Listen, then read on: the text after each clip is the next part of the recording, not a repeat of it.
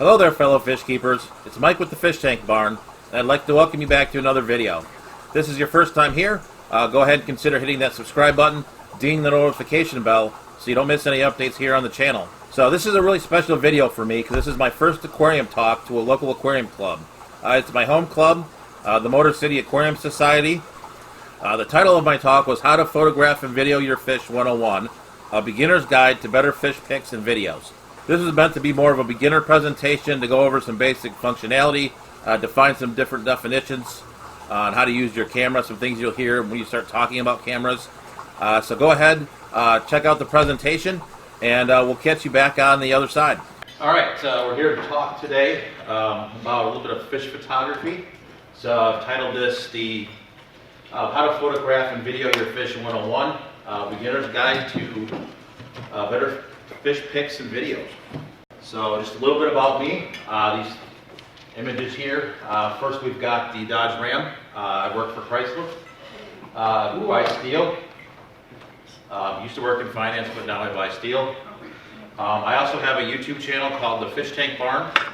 So I got involved in that about a year ago. So a couple times a week you'll see me on the internet talking about various subjects, various fish tours, fish shows, etc. And that's the rest of the gang right here. Those are my daughter, my wife, and then my other daughter in Germany. All right, so just a little bit about my fish keeping hobby. Started out here with kind of playing around in saltwater.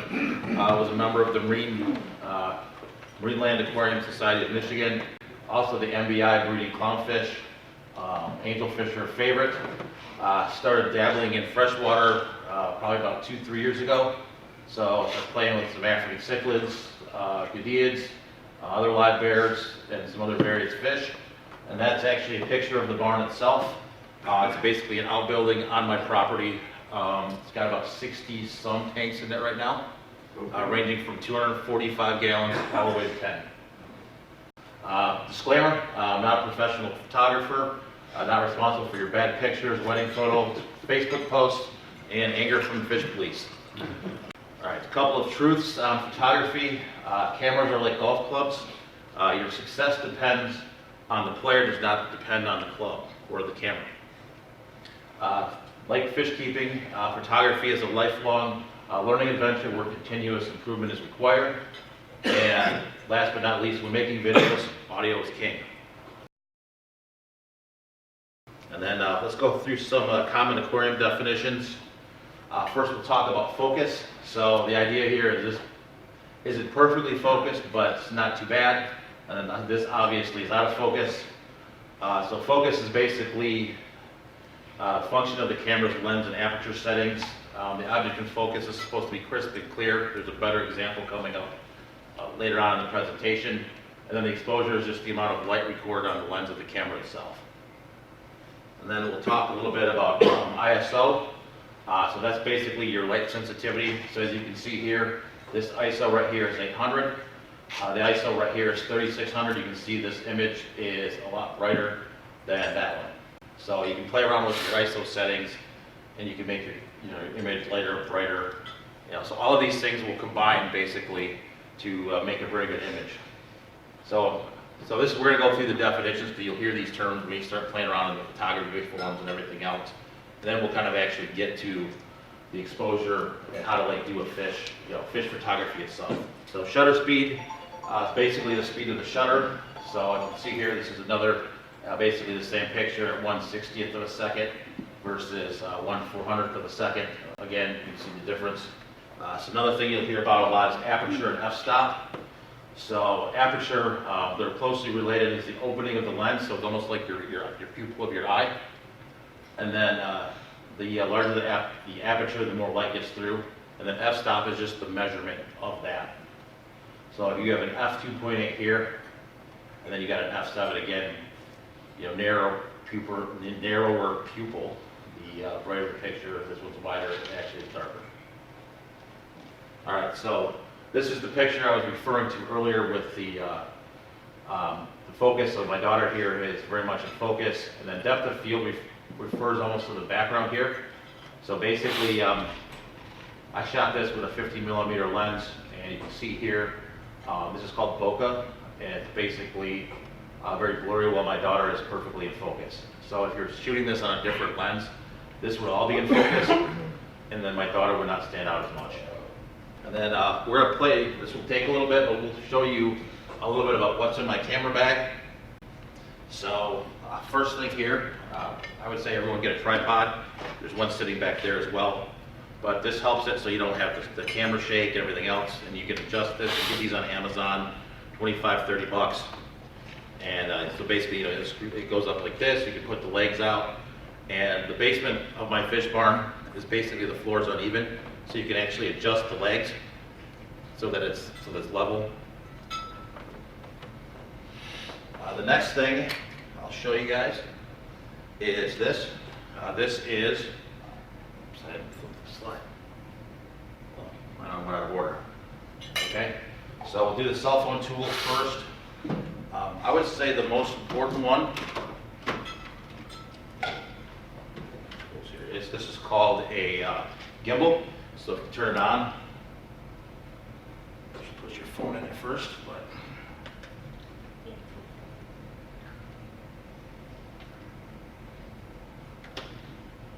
so when you turn it on,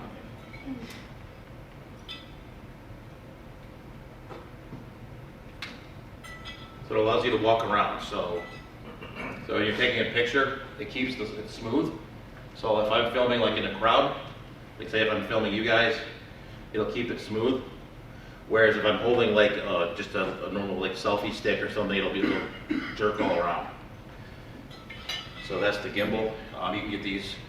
They have these for DSLR cameras too, but they're about, this one I think was about $100 on Amazon.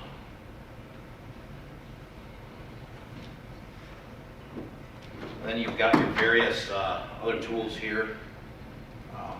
This could be used for a cell phone or a DSLR, but these are various tripods. Like this one's got the legs that fold. Like, you can fold it, you can stick it on top of your tank like this. And then you've got, you know, a selfie stick. So if you're sitting like this, or if you're shooting, you know, you don't want to get in the way of so you're shooting a fish, so you're shooting the guppies right here. More diet? You can stick the camera here without them seeing you and spooking your fish. Have you noticed that the fish that works, the fish are less intimidated by the camera? That works. A lot of times what I'll do, like with my discus, I'll actually set the tripod up, turn it to video, and I'll actually walk away and let the camera run, and then the camera will run, and then I'll just edit the part I want to use on the video. And then the last thing I'll cover with cell phone tools is this is a microphone. So you can just hook it into the mic jack of your phone, and then this is it's basically the same brand that's on the camera right there. You can see the red with the dead cat on the top. That's your mic, and then this fits just basically in the same shoe that you would normally use on a camera.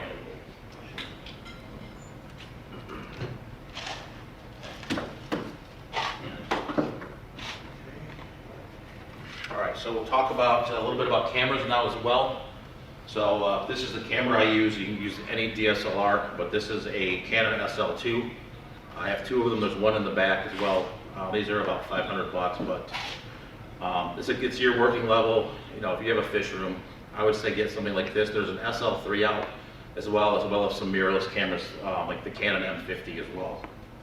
But they're running about $500-600 if you want to go that far. But you can do a lot with your cell phone. So there's a lot of people on YouTube who are, have millions of subscribers, and all they use is their cell phones. The cameras on your cell phones are getting better and better to the point where this might be obsolete in maybe 5-6 years. And then the other piece of this I have is this is the portable light. You can just turn it on. I won't turn it on for you guys, but just turn it on. And if you're doing it to your face, you can light yourself up with, and it just hooks up into the top of the camera as well. Does that light work well with the aquariums as far as color rendition? I've not really used it for that. I mean, I have it a little bit, but I've used it more for like tanks that are a little bit darker maybe. Like I'll point this at the tank, have it lit.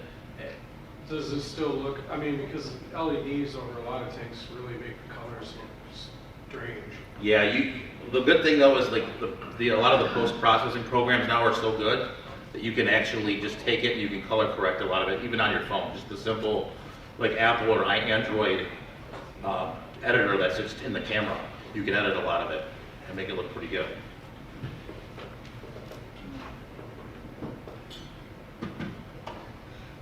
And then a couple more. I mean, this one's DSLR related, but this is basically, it's a condenser microphone. So if you take this and you can do interviews, do things like that with it. But pretty simple. And then this is a knockoff GoPro. So if you want to actually go into your fish tank, go underwater, this is waterproof. So you can extend the arms out, maybe. You can extend it, and then you can stick it like I have an outdoor tub. And so you can go underneath your tub and actually just leave it in there and follow your fish around.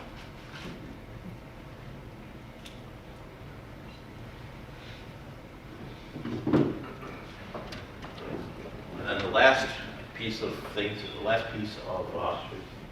hardware we have here, this is your drone. You don't need it, but I have it anyway. How old is that doing thing? Not very. Okay, I wonder how deep it will go. It'll go about on the surface and then it won't make it anymore. I shoot like the intros to my video with this. Like I'll stand outside the barn and like I'll have it go up and it'll go, you know, it'll come in, it'll have that shot that comes in. Okay. That's what I use it for. You don't need it. Yeah, run conventions and like I have tried to fly one in my fish room. It didn't go very well. like I was thinking, it's like, you know, you can fly it up and then you can just have it just do the turn and just pan around your fish room, right? But I kind of lost control and I may not have crashed into the ceiling. So let's talk a little bit about lenses real quick. So lenses, if you want to go buy lenses, are sold by focal length and aperture.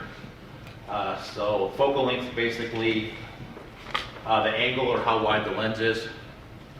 So the shorter the focal length, the wider the image, the longer, the closer you can zoom into it. So like things like the macro lens, stuff like that, or like your telephoto lenses. The aperture range is the amount of the scene that is in focus. So basically the maximum aperture, the lower the f-stop number.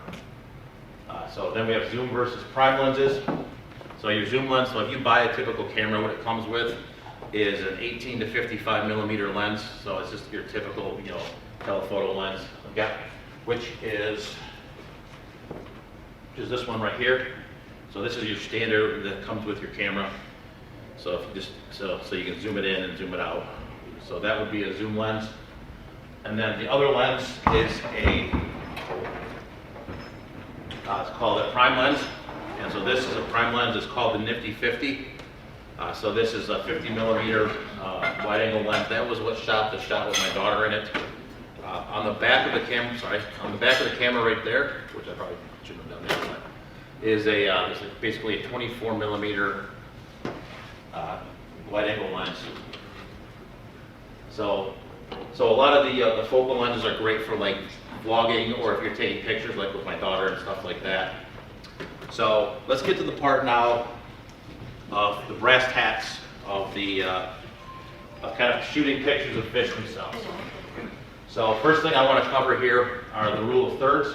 So basically, if you make basically tic-tac-toe board on the image. So the most important aspects of this image are in basically where the lines intersect. So if you got the discus here, so basically this is the focal point of your image. So you got this discus, that discus, they're all within that, where these lines intersect.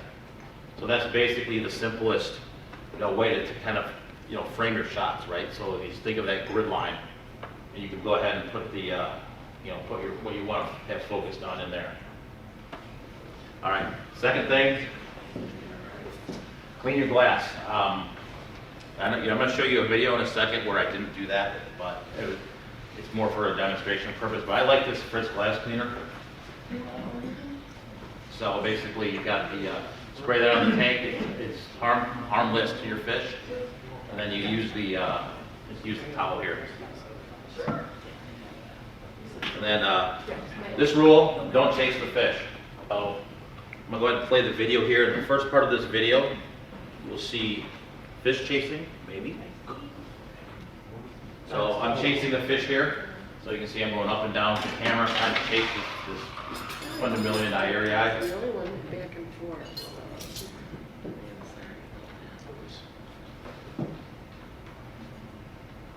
All right, so now we're gonna go, and I'm not gonna chase it. If you notice how much better the image is. All right, move the camera very slowly. So I'm not chasing him around, maybe following him a little bit, like just moving my body, but not actually chasing him. Not like he's let him go out of the screen. He'll come back in here in just a minute. A bucket or just one more each? So he's back in the frame now, and then in post-processing, you would edit that piece of the fish out of it, and you would have this image.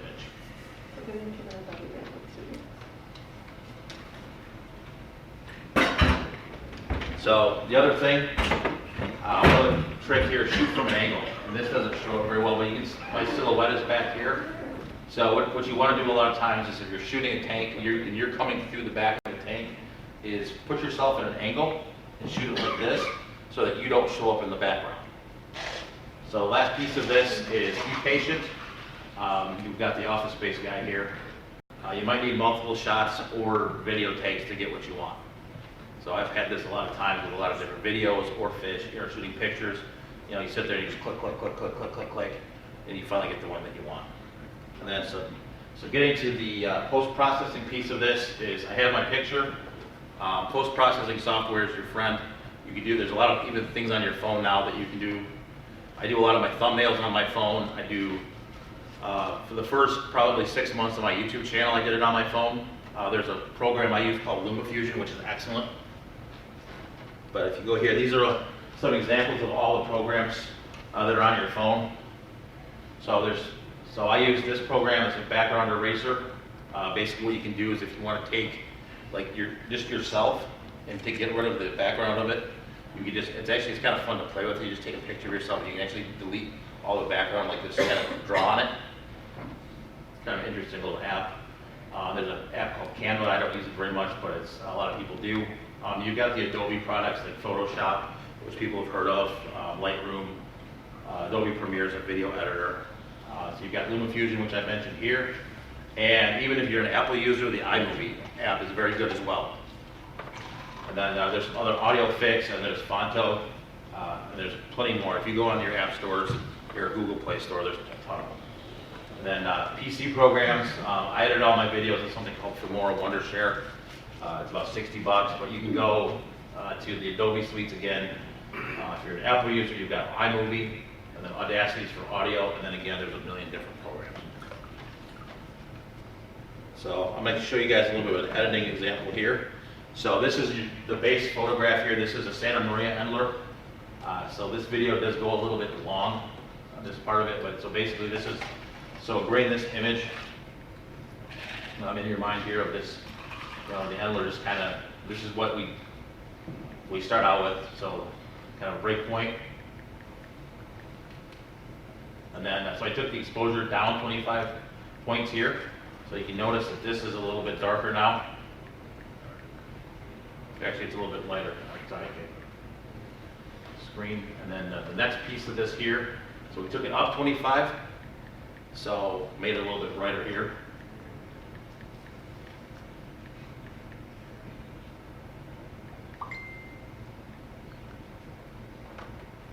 And then, so again, we played with brightness here. Took the brightness down. So obviously, this is going to make it darker.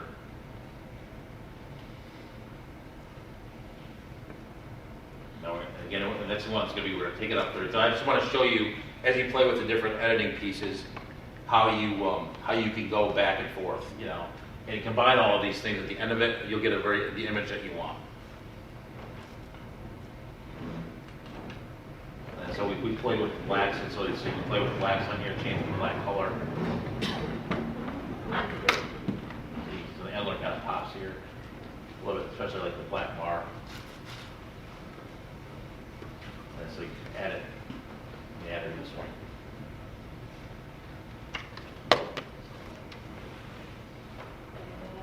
This is the part where you guys get involved now. So I'm going to figure out why I turned the lights off. So I'll be here to help you guys, but there are 2 tanks up here. So there's 2 guppy tanks. So if you guys want to play around with your cameras for a few minutes, I'll be here to help you, and then we can go back and we can kind of do the finish the rest of it up. So basically what I did during this time is I went to each one of the tables.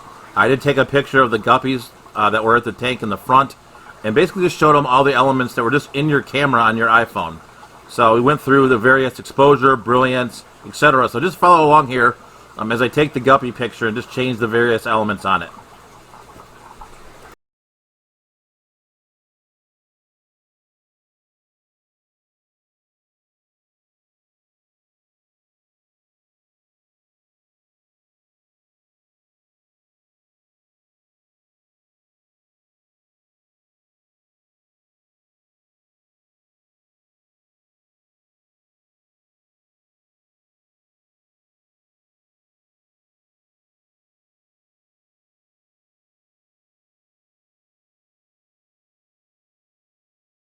But you download So I want to talk a little bit about copyright real quick.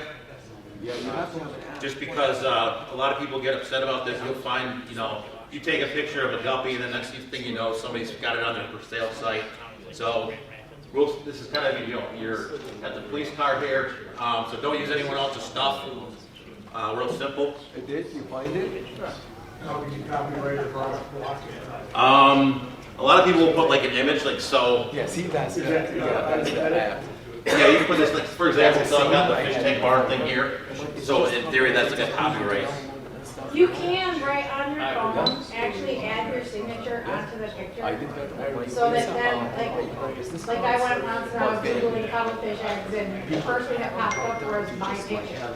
But at that time, I didn't know how to put my signature on the phone, or the picture, because I was using a regular camera, but with your cell phones, you can actually just put your signature on. And then when you put it out there, it's got your name or whatever.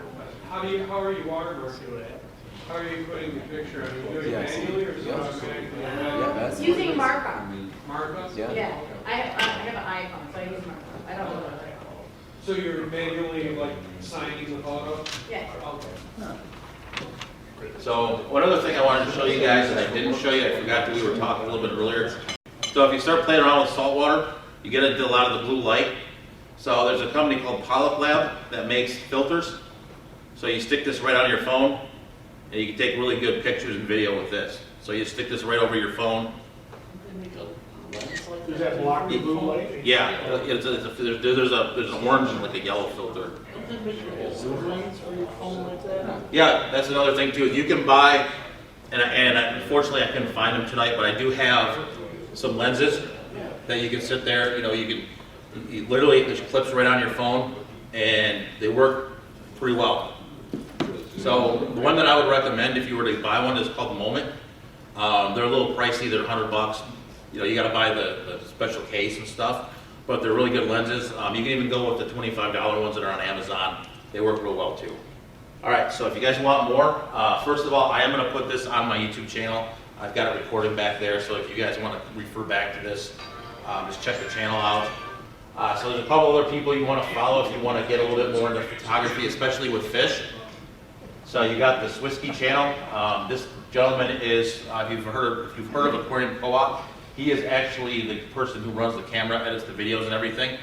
So he'll actually, he's done some pretty good photography tutorials. There's also someone called Tank Tested, and he does quite a bit of photography stuff as well. His videos are outstanding. And then there's a channel called Video Creators that does a lot of camera reviews. So they'll do a lot of camera reviews, things like that. And then last but not least here, this is kind of an open invitation. If you ever want me to film any of your fish rooms, I would be more than happy to do so. Just let me know. So if you want to be on YouTube, I'd be happy to film your fish rooms. So that being said, I want to thank you guys for having me here. If you don't subscribe to me, subscribe to your favorite YouTube channel. So a lot of these guys, it takes more time than you think, to sit down and edit and do all that stuff. So subscribe to your favorite channel, and that's all I got.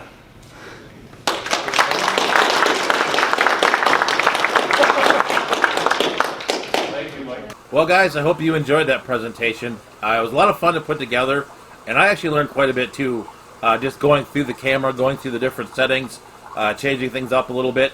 So I really enjoyed making this presentation. So if you guys have any feedback, go ahead and let me know, because I definitely would appreciate it. If you haven't subscribed to this channel, go ahead and hit that subscribe button, ding the notification bell. Check out the videos that come at the end. And as always, stay fishy, keep on breeding, support your local aquarium club, and I will see you guys on the next video.